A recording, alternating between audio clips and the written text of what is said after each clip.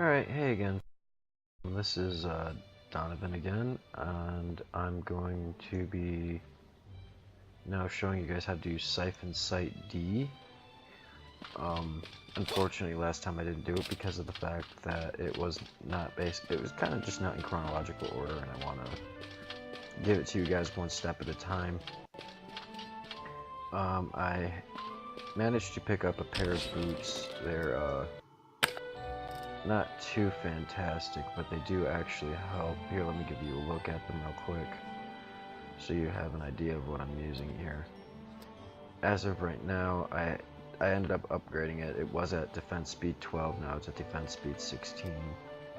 And I'm still using that nice little medallion that we picked up from the get-go. And I'm going to be... But still, these boosts really aren't that much quite yet, but they are rather helpful early on. You're going to be picking up much better gear throughout the next few sites. I believe here, here, and here are where you're going to be getting most of your gear from until you actually get up to these two areas up here, where you can do incursions here and incursions here. Now they're going to be adding more here in Foundation 2 here in the next few weeks, and I will be updating my tutorials probably then on how to solo every map.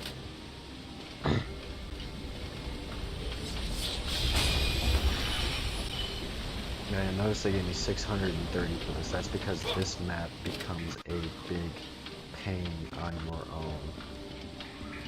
Actually, no, it's not this map. This map is actually rather handleable if I remember properly. So I'm going to set... Basically, with your ballistas, you want to get as straight of a shot as possible. It ends up saving you a lot of trouble if you can get a straight lane for your ballistas to fire, because it damages more than one opponent. So I'll be starting with the ballista. Oh, no, bad. Well, fuck me.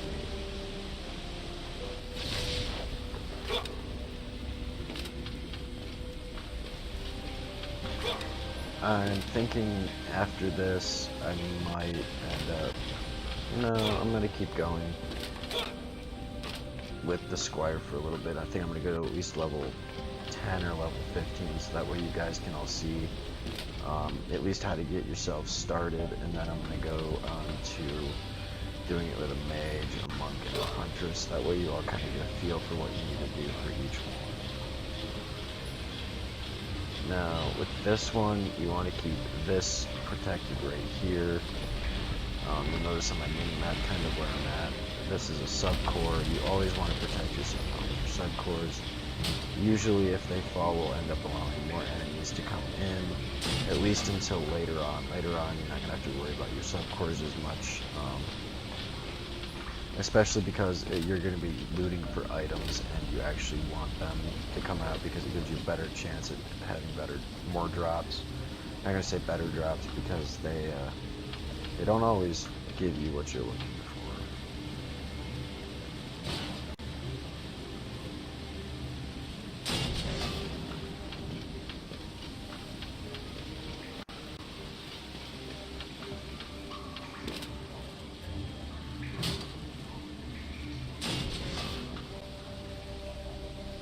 Now I'm going to probably be building, I think I can build 3, so let's see what happens when I try to build 3. Because 30 times 12, yeah, 360, yeah, we got this.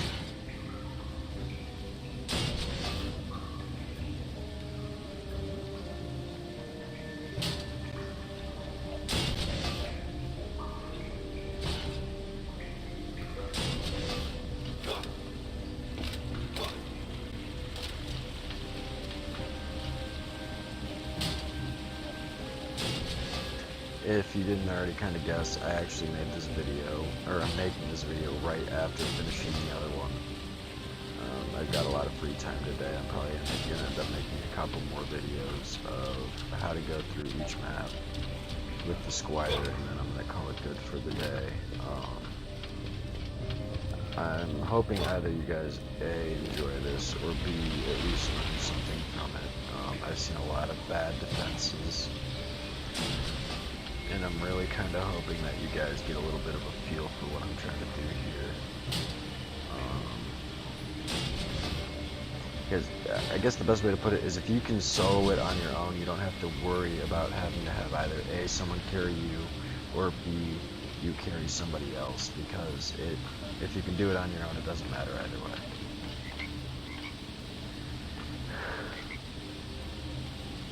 Now, where am I missing? Oh, there we go. I mean, I've seen people just sit around while other people build for them. That's normal.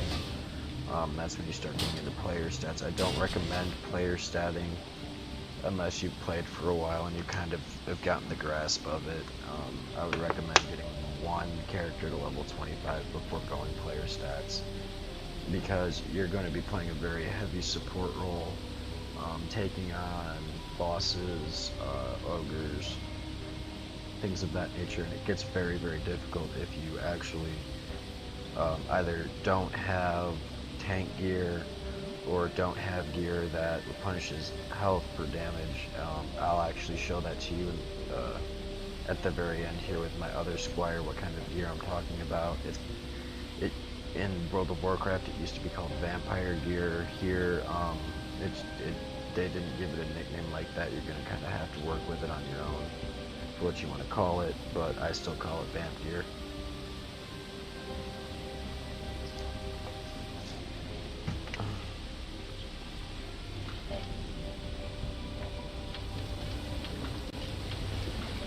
And the funny thing about it is I'm not even a player stat with my other Squire. At least I didn't put that gear on him last I checked. However, I do have one piece of equipment that I have that is still tower statted but has the vampire special stat in it. So I'll show that to you guys here in a little bit so you kind of understand what you'd be looking for. And now that I've set up all my defenses, I'm going to let it through. And I'm also going to show you guys what these gas traps do. They can be fun. Maybe not. I don't think it's going to do anything. Oh yeah, it will.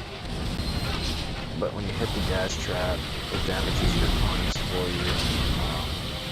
It really can make a big difference. It can level the playing field if you don't know what you're doing. Actually, no. I wouldn't even say if you don't know what you're doing. I would say if you're having a little bit of a hard time because of things either damaging your towers or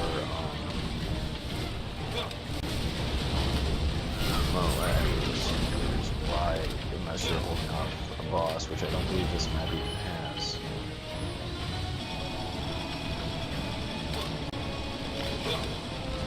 But you'll notice that I'm actually repairing a couple of my towers. That's because I really don't want to have to fight too much. I just kind of want to run around and show you guys how this thing works. Now, they did rescale everything. Originally, these maps were very easy. You didn't even really have to move once you placed your towers because of the fact that things just really didn't level proportionally to the way you did.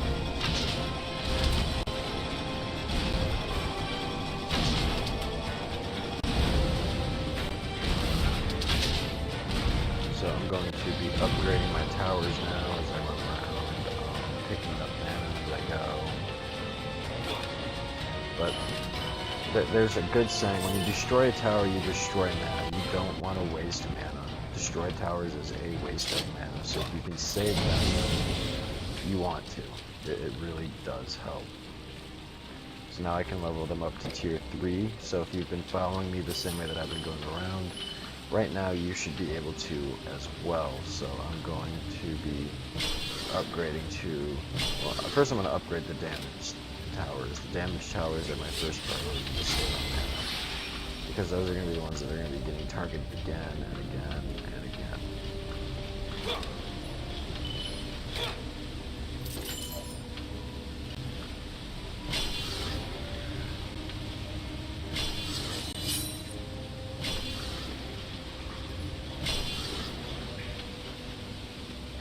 Now you'll notice that this map drops a ton of mana in comparison to the others. So don't be afraid to spend a little bit and make your thing a little bit more powerful. And I accidentally upgraded that to tier. No, I didn't. Okay.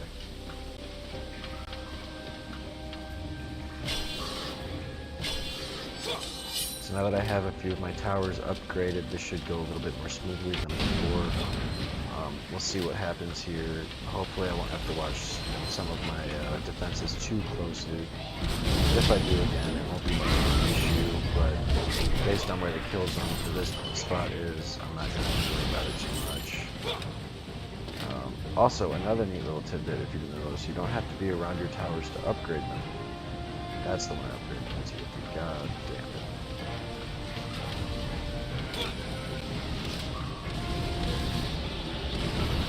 Okay, so you'll notice that. Oh crap, please up here before you can move. Alright, there we go.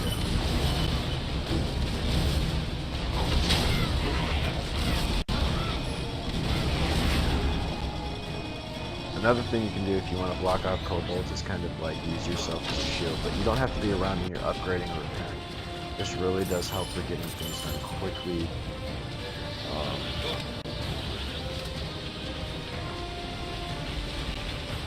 So I'm going to run around, I'm going to do some quick repairs, upgrades, if all possible, try to keep everything alive. Here in the next couple of runs, though, it should become a little bit more laid back, I shouldn't have to do too much. And if it doesn't, well then they've really rebalanced this well to keep the players a little bit more active. Last I checked, the higher up levels are still really inactive, you don't have to do too much until the bosses come out. And if that's still the case, then I'll be showing those videos here in a little bit. But it's probably going to take me a few days before I actually get the free time to do it again. I actually work for the school district, and right now, today, I have the day off, which is why I'm doing this for you guys. In such a aggressive succession, I guess is the best way to put it. Now that I have 580, I'm going to upgrade a couple of my towers, or no, I'll probably upgrade one of my towers in each lane.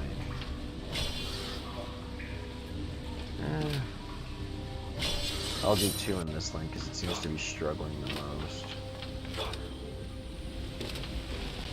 And if I get enough over here to actually upgrade again, which I did, I'll probably upgrade one cannonball tower, one ballista. You kind of want to keep all of your towers at an even point. If you don't, you're going to lose track of them very quickly, and it can get to the where if you abuse a lane, it'll fall, unfortunately, at least earlier on in the game. Later on, once you start getting legendaries and epics, it's not as much of a problem.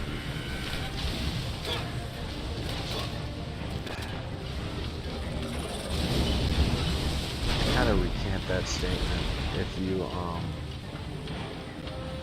later on in the game, if you're strong enough, which I have seen a couple of builds that are, mine being one of them, mage being another one, you don't have to upgrade too much. I still recommend it highly because it does make the game go a little bit faster, because the faster they die, the faster they spawn. That's where to put it.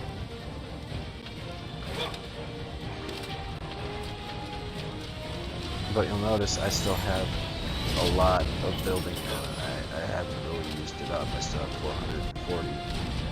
The whole point of what I'm trying to show you guys is simple builds that work. Something that you don't have to work on too long before breaking.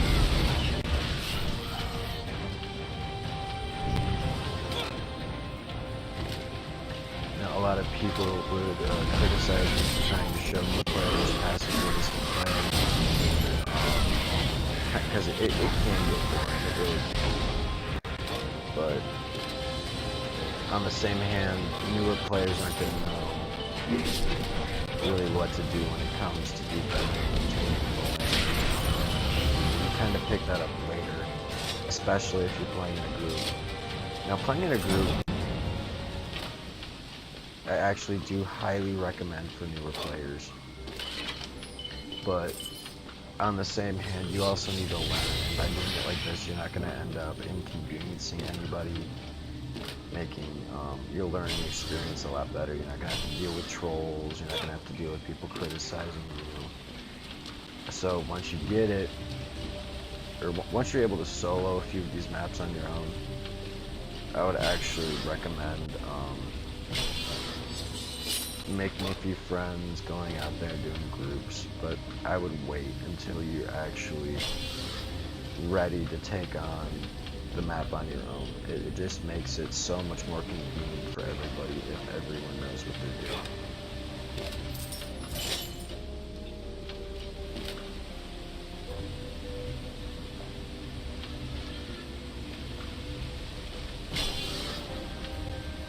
So now that all the towers over here are tier 4, I'm going to be leaving this lane a little bit more long. I'm still going to run up there to grab mana and check on it, but I'm probably not going to have to do too much to it. As you can see, I kind of run around aimlessly. It's because I'm used to building like this. I'm used to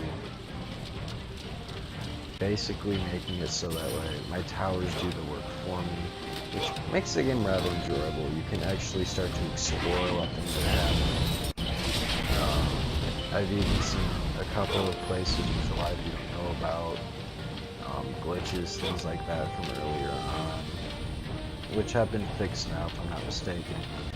But there were points in the maps where you could actually go through and take a look at some of the work that the developers actually put into the game, which is really impressive.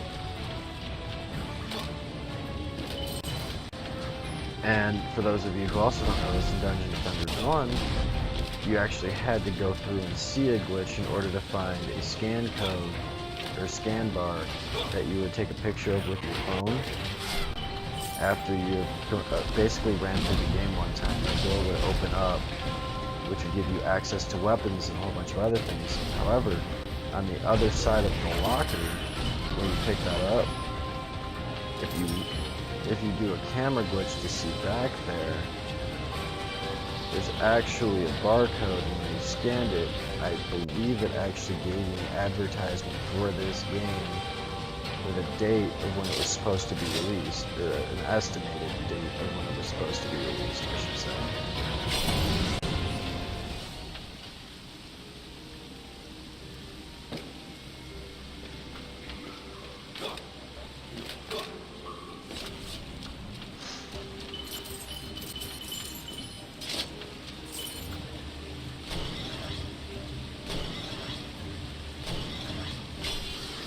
Now you see why I said repairing is a waste of mana. I just ended up spending 123 just to end up upgrading it and getting it refilled anyway.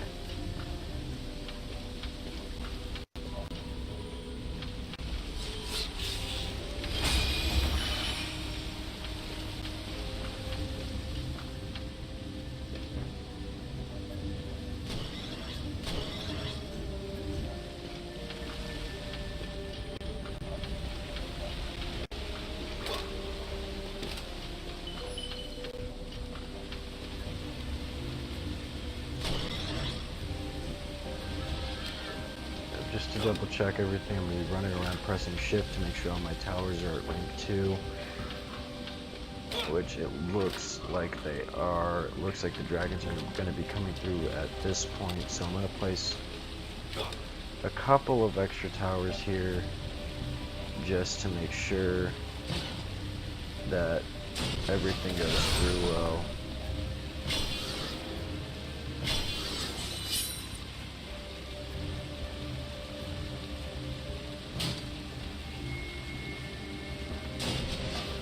Kind of hoping that this does help everybody out. If it doesn't, I can at least say that I tried. I'm really hoping that this does help all of you in some way. I just realized I kind of say a lot, but I am being serious with what I'm saying. You really, in order to make friends instead of enemies, you gotta stop knowing what you're doing. The game is rather simple, but having having an easy build will allow you to actually be that person to put themselves out there and say, hey, do you want me to build? Or hey, do you need help? Are my towers better?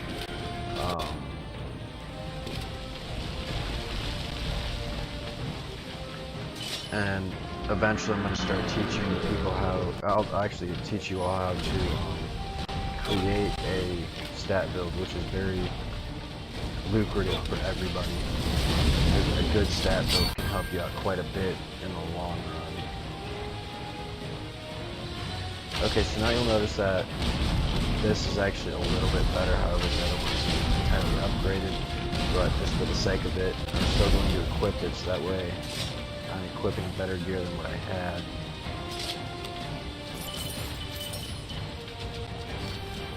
I do not recommend inspecting gear right away until you're actually used to playing the game nowadays, until you get back to your tavern to go through your gear, equip it all. Whew.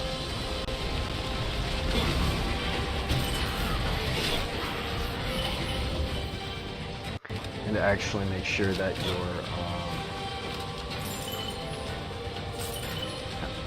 your time is used properly, because for those of you who aren't getting as lucky as I am, or even for those of you who are getting luckier than I am, you're going to end up spending a lot of time taking a look at your gear and inspecting it to make sure that what you're equipping is the best that you have. And 6 upgrades at 13 comes out to be 20-some speed instead of the 16 that I have, which will greatly increase my damage per second.